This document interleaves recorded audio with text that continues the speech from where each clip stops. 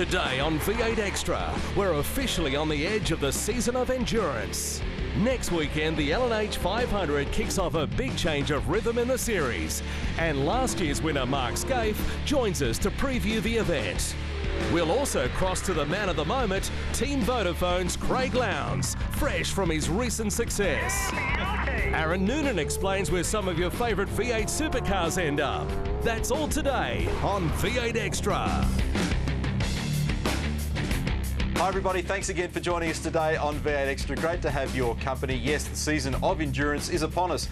500 Ks of racing next weekend at Phillip Island. Can't wait. Love the longer races at Phillip Island, Bathurst. And then, of course, we're off to the Gold Coast. Mark Skaife joins me once again today. Skaife, Phillip Island, it is a ripper racetrack.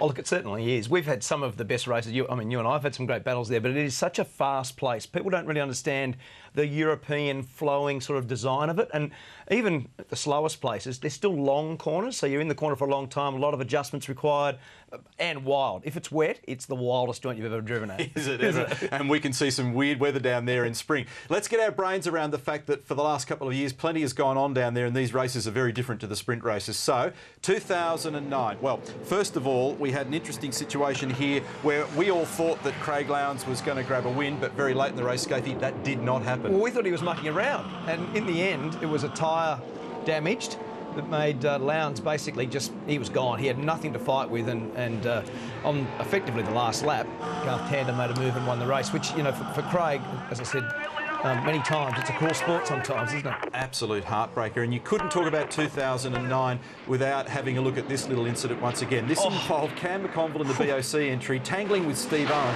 and this was frightening. He flew off the road at over 250 Ks, bounced out the other side, and everybody walked away. Still going. Have a look at this. Cross the road.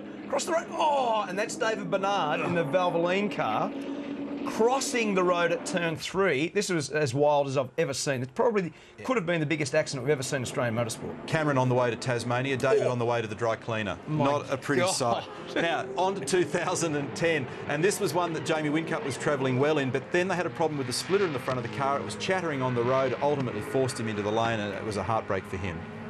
Well, it was. I mean, it's one of those ones where, you know, Whincup, when the splitter started to move underneath the front of the car, very late in the race, obviously really hurt their performance, and it was one of those ones where Craig Lowndes and I were able to get a result at that stage, Crompo, so I didn't really have a tear in my eye, weirdly, but you know how it is, it's one of those ones.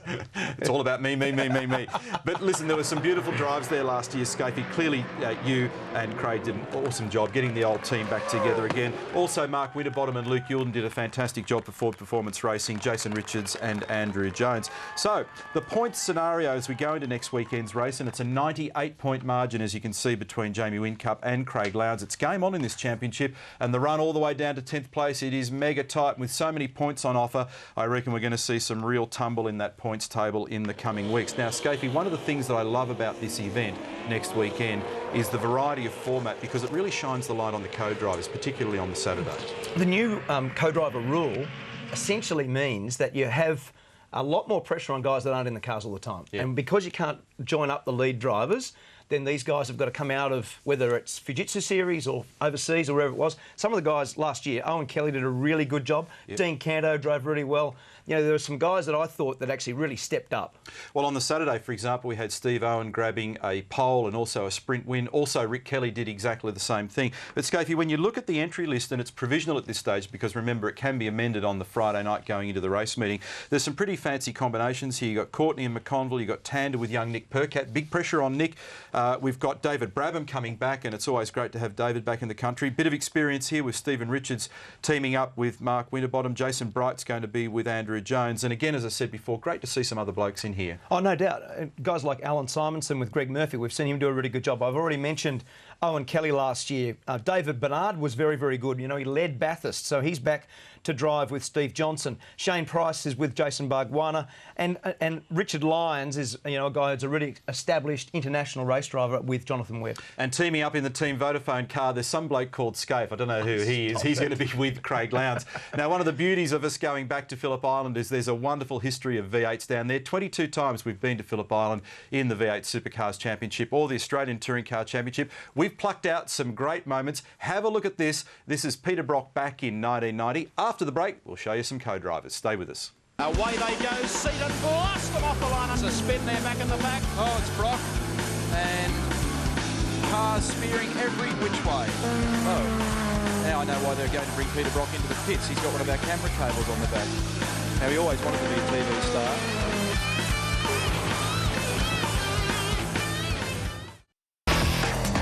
I think I might duck in and go and get some intermediates. I'm a little confused here what's going to actually happen. I would have thought that the situation demanded another warm-up lap to really settle the field down. They're going to start the race, so John Bowles in the front row all by himself. Alan Jones comes out of the pits. We're waiting for the start.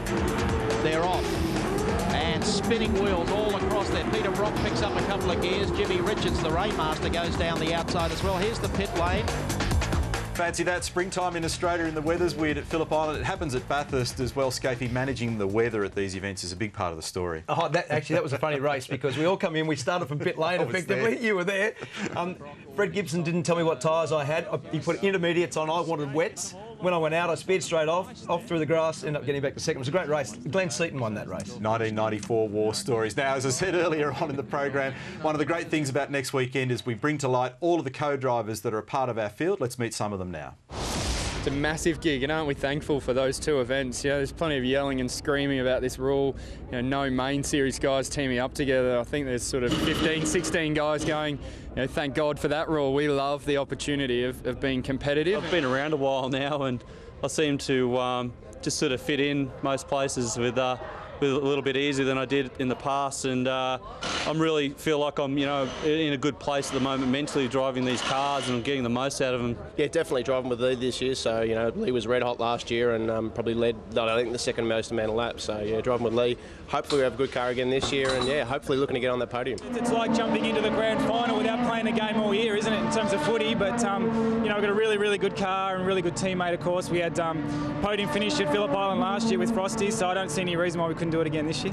Really looking forward to getting to Phillip Island and hopefully having a good run and showing everyone what I can do, but also backing up Jamie and hopefully doing a job that they're happy with. Yeah, it's an unbelievable opportunity. I think any kid would kill to be in the position I'm in, and especially growing up, followed HRT a lot, and you kind of dream for driving for them, and then to be driving with someone like Garth Tander, it's another massive opportunity because I learned so much off him. It's always hard when you jump back in at Phillip Island. It's a tough weekend at the office because not only am I racing the Porsche, but it's the first time for the year back in a V8, so you know what it's like. You jump back in and it's hard. By the time you finish Phillip Island, if you've done the whole race, you're kind of back in the zone to have a crack at Bathurst. But Phillip Island I rate as my hardest weekend of the year.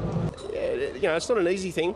I don't know, I don't sort of seem to struggle too much, but this year will be my 13th Bathurst, so I've been around a while. I think it's a very tough task. I mean, you know exactly what it's like. I suppose it's just normal for us now because I've been doing it for 10 or 11 years, so it just feels normal, but it is very, very difficult. I don't think people realise how hard it is. I'm just going to approach it like I have every other race meet in this year in the development series, and just try to do my best and hopefully do the job that they're happy with. Well, you do have to perform, and the hard part is we know a V8 supercar is very unique in the style you need to drive it, and when you say weight and the way they transfer the weight and that, they're a hard thing. Coming from sports cars and Porsches, the Chardonnay club's a bit easier.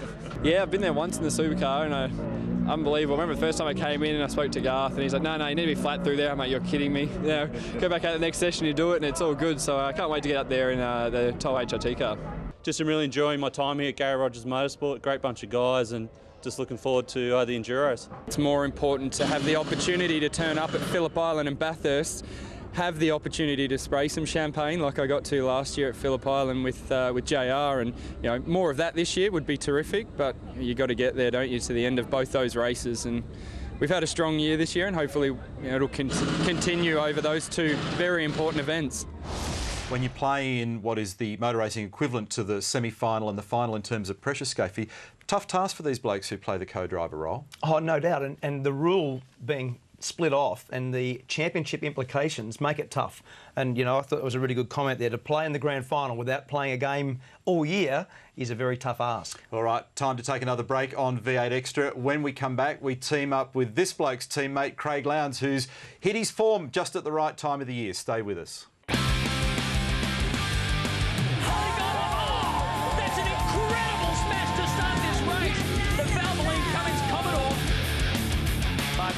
Jason and Greg Murphy. The temperature's at boiling point.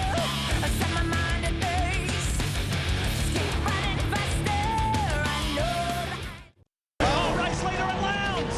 That is Lowndes. He's been taken out of it. What has happened here?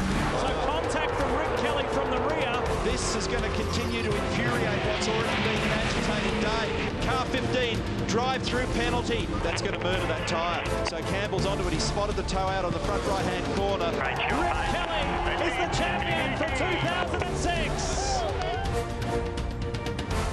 Back in 2006, big aggravation there between Rick Kelly and Craig Lowndes. I'm very pleased to say that Craig now joins us on the line. He's the man of the moment, 98 points off the championship lead and fresh from that unbelievable performance at Queensland Raceway. G'day, mate. How you going? Very well, thanks. Thanks for joining us today. And before we start talking about next weekend at Phillip Island, got to say, that was a beautiful display at Queensland Raceway a few weeks ago. Yeah, thanks. Look, it was one of those perfect weekends that we all dream of as drivers, to be able to have a pole position, have a car that responded and did everything it wanted to, and then, of course, back it up with some race wins. It's something for us. I haven't had a victory since I thought it was Bathurst with Skaife and I, but it was actually Tassie last year, so long time between drinks. Hey, mate, that's 80 race wins. My plan is now that we're going to drive together for as long as I can so you can't catch me. Well, I'm hoping to get a couple more, but when you're alongside me, I can't sort of bridge that gap. I've got about another 9 to go, but hopefully I can hang around for a few more years to try and get that. Hey, mate, the other part is that you love this time of the year. I mean, you drove so well at Queensland, but you drove very well in the long-distance races last year. You're looking forward to it? Well, I am. Obviously, it's something that you're well aware of. Obviously, the status that Bathurst brings, and of course, globally, it's recognised. So really, for all of us and for you and I, it's a special time of the year, and the team have not stopped, obviously, in preparation to obviously getting to Bathurst. But next weekend, Phillip Island is something that's it's going to be quite special. It's the lead up, it's the lead into Bathurst, and we had a great run there last year, and see what the weather produces. But all in all, I think it is a fantastic time of year. Just quickly, Craig, before we have to go, there's been a real jump up in performance from you in the recent past. Why? Oh, I think it's just a combination of Jeremy and I working extremely close together. We've carried the cars over from last year, so we've got a known quantity. And of course, when you've got a teammate like Jamie Whincup that's always putting pressure on you, it's something you need to lift. Qualifying has always been my weakest point, and I think we've been able to resurrect and put a bit of mojo back into that side of it, and see what obviously the rest of the year now provides and brings. All right, mate, we've got to go, but thanks very much for talking to us today. Shame about your choice of co-drivers, but I look forward to seeing you next week. See you next weekend, mate. No worries. Thanks, guys. Thanks, mate. Craig Lowndes there from Team Vodafone. We'll take a break and remind you of the moment that he had back in 2009, right here on V8 Extra. Coming at him. I tell you what, he's on him. He's at him. Look at this. There's plenty of track left still. What's going on here? Oh, he's come up right on him. Can Garth Tander hold on and get past, or Craig Lowndes keep the lead in this 500? A dramatic finish. Unbelievable. Side by side. Car number 2 shoots ahead. This man and Will Davison have all of a sudden jumped up and become the LNH 500 champs.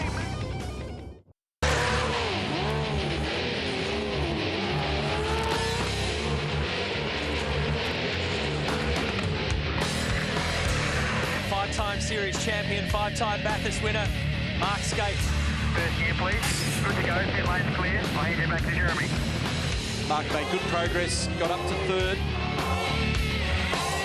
This will be a very popular victory as Craig Lowndes brings it around onto Gardner Straight. Car 888 heads them home, and after a decade apart, the dream team are back together. Lowndes and Skaife win the 500. They got the band back together, Skaife and Lowndes, and they did the job. And Skaife, when you look at the history of the Enduros the last couple of years, here's a weird fact. In 2009, Tander and Will Davison won Phillip Island and Bathurst, and in 2010, who were the winners of both of the races? Go figure. Oh, exactly. I don't know, but let's hope it continues now. What do you think? Well, you never know. It's a possibility, isn't it? Let's move on now to our Big Pond Sport email. As you can see, we've got a question here from Kelvin Moore. He wants to know, boys, what happens to the old V8 supercars? Where do they go to die? With more on that, here's Aaron Noonan to follow up the story.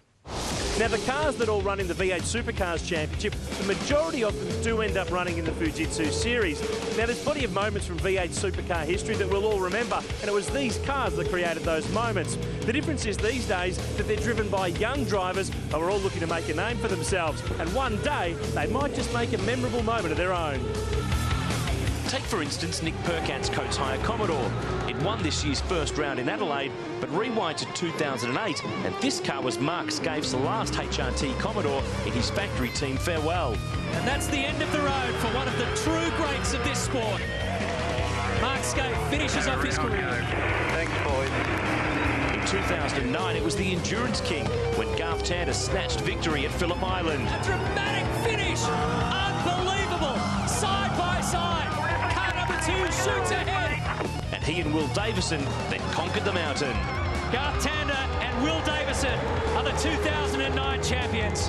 While Percat's Commodore is a Bathurst winner, Jack Perkins's Falcon can claim a mountain crown and a V8 Supercars championship all in the one season. In the hands of Jamie Whincup, this Team Vodafone Ford won 13 races in 2008, including Bathurst, where he and Craig Lowndes took their third straight Peter Brock trophy. A three-peat for Team Vodafone, Craig Lowndes and Jamie Whincup.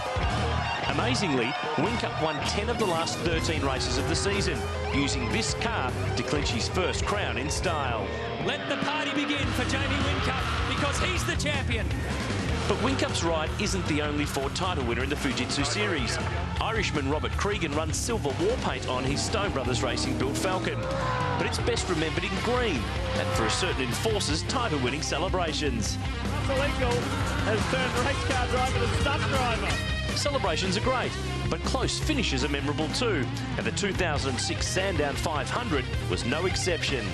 What a fantastic race! Better Electrical Sandown 500 goes to Ford Performance Racing. That FPR winner is now a Jayco car in the hands of Tim Blanchard. Along the way, it was Mark Winterbottom's Copra car in late 2007, Stephen Richards' Darwin winner in 2008, and it's no stranger to Fujitsu silverware either. In 2009, Jonathan Webb took it all the way to the title. Jonathan Webb is the champion. Race and round win.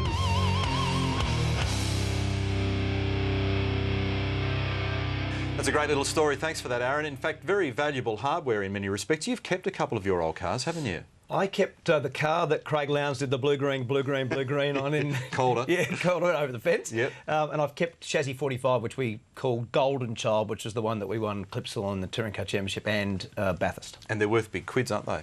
Well, could be a super So it might be your shout for lunch later today. All right, there's been a lot going on since we last raced at Queensland Raceway Skaife. So let's zap across to the lurking Matt White in the newsroom for the latest update. Matty? Always lurking, mate. Now, it's been a big week of testing with all but 2 teams in action. Mark Winterbottom debuted his brand new Falcon on Monday, while Fujitsu Racing will shake down a new Commodore for Michael Caruso this coming Monday. Jason Richards has confirmed he will not take part in the Enduros due to his ongoing cancer fight. You know, the decision, I guess, was based on my health. And the reason I've left it so long is, you know, I was hoping that my health would improve by the time the Enduros came around, and obviously we've been, you know, in the long battle with cancer. I've tried lots and lots of different chemo regimes, different drug treatments, and unfortunately so far none of them have been successful. So it leaves me no choice really than not to do the Enduros. Andrew Jones will pair with Jason Bright, and Shane Price is with Jason Barguana. The Armour All Gold Coast 600 field is now locked in. Former Virgin F1 driver Lucas de Grassi pairing up with Jonathan Webb. Now, it's hard to believe, but Thursday just gone was 5 years to the day since we lost the great Peter Brock. And it's only 4 weeks until the trophy named in his honour is decided at Bathurst, which you can see in high definition this year. In addition to our regular coverage, 7 Mate will simulcast Bathurst and the Gold Coast event in HD. And that, Mr Crompton, is Big Pond Sport News Extra. And I'm reliably informed, Mr White, that you have a confession to make. Skaife, do you want to fill in the details here after your last outing at Queensland Raceway quickly? We were racing to the airport. blazing out of Queensland Raceway, left-hand rear, flat tyre on the way on the freeway. Matthew White, Mark Skaife on the side of the road doing a little tyre change. Can you just imagine it, folks? Aren't you glad that you're safely tucked in the lounge rooms? Our next V8 Supercar event next weekend, the LNH 500. Details up on screen. There's your telecast times. And look, if you happen to be in Victoria and you'd like to go to the race meeting, well, there's some fantastic stuff going on. Lots to see and do. Exclusive Saturday night pit lane party, new location for the kids. There's Disney Pixar's Cars Truck Tour Interactive. Kids under 12 accompanied with adults free. Additional big screens, covered pit straight grandstands. Thursday night autograph session. There's a whole bunch of reasons to go to the LNH 500, not least of which is to see my mate here on the left. Our next V8 Extra, well, Matty is going to be in the seat. Maybe he can confess, and we're going to wrap up all that happened at the LNH 500. Skaife, thanks for your company today. Thanks, mate. Keep working on the tyre changing skills. Thanks for your company. Good luck next weekend, Skaife, and we'll see you all then. Bye for now.